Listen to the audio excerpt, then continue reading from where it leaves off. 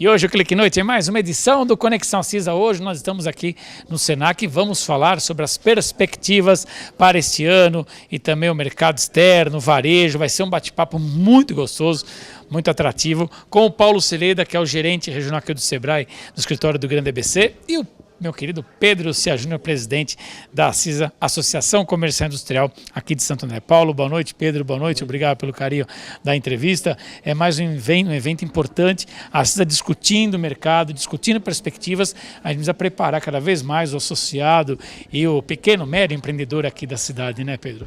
Obrigado mais uma vez, Edmir, a todos que nos assistem. Eu queria primeiro agradecer ao Senac por essa parceria e o Sebrae, o Senac por ceder o auditório, o Sebrae com o Paulo, quando a gente esteve reunido para falar sobre as palestras do ano. A gente já tem uma parceria muito grande ao longo desses anos com o Sebrae, principalmente para capacitar o empresário. Eu acho que é fundamental o empresário saber o cenário que ele está inserido, ser capacitado para esse mundo competitivo que a gente vive hoje. E a palestra hoje é justamente por isso. No começo do ano a gente ainda tenta achar as perspectivas para o ano, para o comerciante se colocar melhor.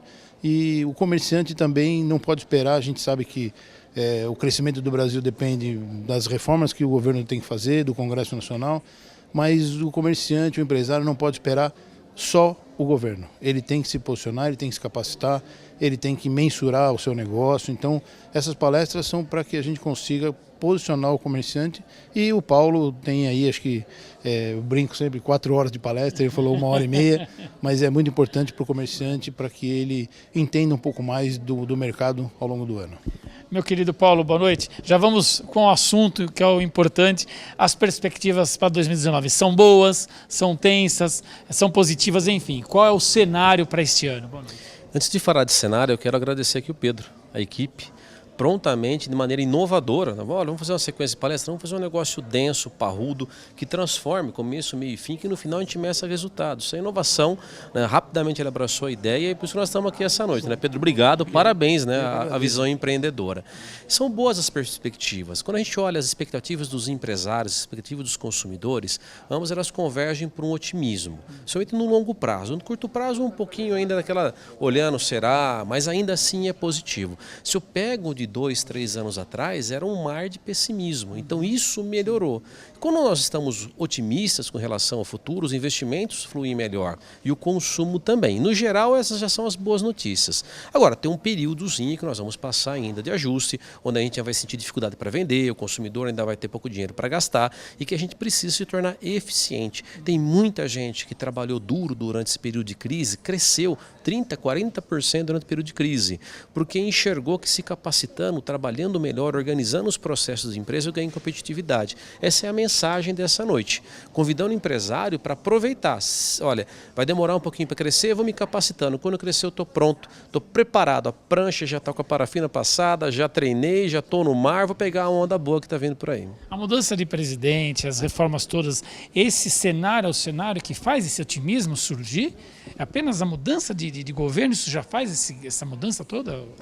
Tem a troca de governo, tem o cenário internacional, tem as notícias que vêm com relação, por exemplo, nós tivemos uma coisa maluca ontem, o Boletim Focus reduzindo a previsão de crescimento do Brasil, os especialistas que eu consultado pelo Banco Central, e a Bolsa de Valores batendo recorde. Mais de 100 mil pontos. Isso, 100 mil pontos. mais 100 mil pontos. Então você tem essas situações assim estranhas, porque as pessoas não olham só localmente, elas estão olhando também externamente como o mundo está se posicionando, as questões mundiais sendo resolvidas. E internamente tem as reformas que estão caminhando, existe uma insistência da parte do governo nesse sentido, o Congresso tem falado alinhado com relação às reformas e a gente entende que, muito embora a gente possa passar por um período de dureza, que a gente tenha que abrir mão de alguma coisa, o futuro vai ser mais próspero, os empregos vão estar acontecendo no futuro, os empresários vão ter mais liberdade para investir. É um misto disso. Esse olhar um pouco suspeito de curto prazo, justamente porque no ambiente político também tem extremos, né?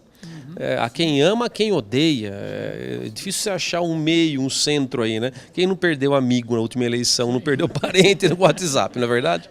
Só para a gente encerrar, a gente ouve muito falar, não, o Brasil... Imagina, não, é importante a participação. A gente ouve muito falar, o Brasil não está com problema financeiro, a recessão é mais de ânimo, mais de medo, isso suscitado pelo mais de preocupação do cenário do que efetivamente de falta de dinheiro na praça, no mercado. É um exagero falar isso? Na verdade, falta assim a condição, está começando agora a circular mais dinheiro ou não? Ou as pessoas tinham dinheiro, mas seguraram com este medo que o Pedro citou para a gente, qualquer situação já segura, opa, não é agora o momento de comprar. Fiquei com medo, você mandar embora. Enfim, como que a gente pode pensar tudo isso, Paulo? Um avião nunca cai por conta de um único motivo. É necessário que alinhe um monte de problemas. A não ser que seja uma decisão deliberada do piloto derrubar, ainda assim tem mecanismo de defesa, né? A gente vem de uma política de muito financiamento do consumo, que gerou uma pressão inflacionária, que teve um controle dessa pressão inflacionária com artifícios de câmbio, com artifícios de subsídio, que gerou um buraco no caixa, que endividou as famílias, que nos jogou numa recessão. Então é uma sequência histórica. Um período muito longo, de 2016 até hoje. Quer dizer... Isso. Porque quando nós entramos em crise, eu vou apresentar na palestra, é necessário que se movimente a economia de novo. E a gente entrou num período de estagflação, ou de recessão com inflação, porque justamente o Estado não tinha poder de investimento para conseguir fazer girar a economia. E todos os custos represados foram repassados de uma hora para outra, que foi lá 2015, né? 2016, anos terríveis de inflação pesada que nós tivemos que amargar. E ainda assim políticas equivocadas de aumentar a taxa de juros, não era problema de consumo. Mais de quase 15%. Não estava consumindo. Então, uma série de coisas que alinharam para chegar aí. Hoje, a gente tem um pouco mais de dinheiro circulando na economia, Se tudo der certo nas previsões, vamos fechar para cima de 7 trilhões de reais circulando na economia do Brasil. É dinheiro para caramba circulando na economia. As famílias estão endividadas e têm dificuldade de se endividar no longo prazo e também tem um pouco de dúvida com relação ao futuro, apesar de serem otimistas. Então é um somatório de coisas. Né? Não dá para cravar que é só isso. Agora, o pessimismo atrapalha e atrapalha muito, até mais do que a falta de dinheiro, porque às vezes você está tão pessimista que você não se sente animado a sair e fazer dinheiro.